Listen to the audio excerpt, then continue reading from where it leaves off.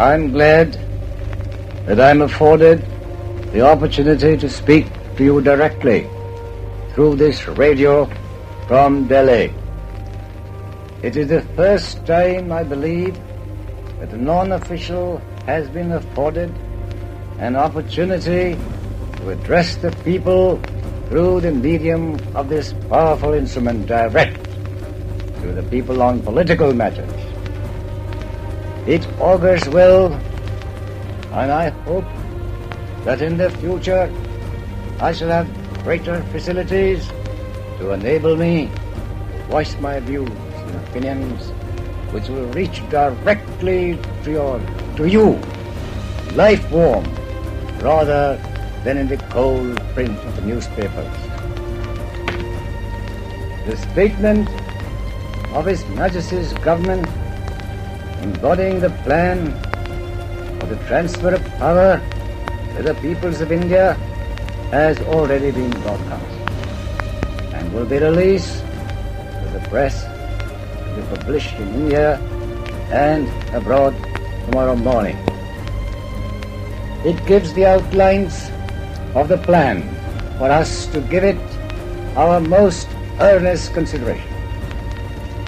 We have to examine it coolly, calmly, and dispassionately. We must remember we have to take momentous decisions and handle grave issues facing us in the solution of the complex political problem of this great subcontinent inhabited by 400 million people. The world has no parallel for the most onerous and difficult task which we have to perform. Grave responsibilities lies particularly on the shoulders of Indian leaders. Therefore, we must galvanize, concentrate all our energies to see that the transfer of power is effected in a peaceful and orderly manner. I most earnestly appeal to every community, and particularly to Muslim India, to maintain peace and order. We must examine the plan, its letter and spirit, and come to our conclusions and take our decisions. I pray to God that at this critical moment He may guide us and enable us to discharge our responsibilities in a wise and a statesmanlike manner, having regard to the sum total or the plan as a whole. It is clear the plan does not meet in some important respects our point of view, and we cannot say or feel that we are satisfied or that we agree with some of the matters dealt with in the plan. It is for us to consider whether the plan as presented to us by His Majesty's government should be accepted by us as a compromise or a settlement. On this point, I do not wish to prejudge the decision of the Council of the All India Muslim League, which has been summoned to meet on Monday, the 9th of June. And the final decision can only be taken by the Council according to our Constitution, precedents and practice.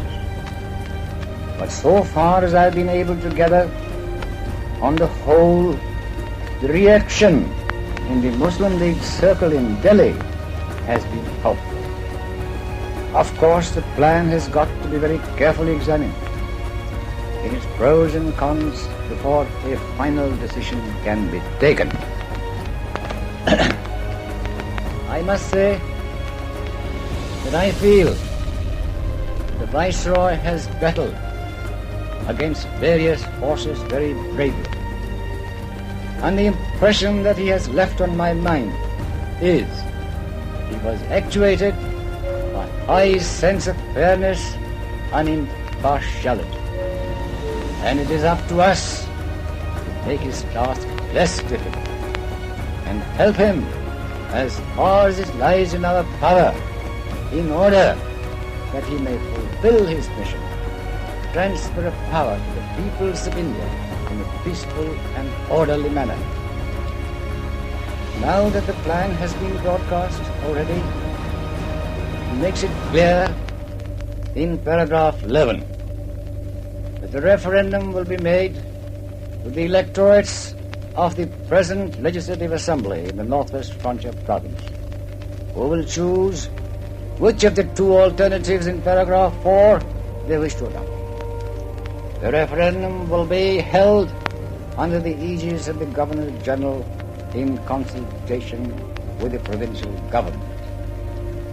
Hence, it is clear that the verdict and the mandate of the people of the frontier province will be obtained as to whether they want to join the Pakistan Constituent Assembly or the Hindustan Constituent Assembly. In these circumstances, I request the Provincial Muslim League of the frontier province to withdraw the movement of peaceful civil disobedience which they had perforce to resort to. And I call upon all the leaders of the Muslim League and the Muslims generally to organize our people, face this referendum with hope and courage. And I feel confident the people of the frontier will give their verdict by a solid vote to join the Pakistan Constituent Assembly. I cannot but express my appreciation of the sufferings and sacrifices made by all classes of the Muslims, and particularly the great part that the women of the frontier played in the fight for our civil liberties. Without apportioning blame, this is hardly the moment to do so. I deeply sympathize with all those who have suffered, those who died, and whose property were subjected to destruction. And I fervently hope the frontier will go through this referendum in a peaceful manner, and it should be the anxiety of everyone to obtain a fair, free, true verdict of the people of the frontier. Once more, I most earnestly appeal to all to maintain peace and order. Pakistan, Zindabad.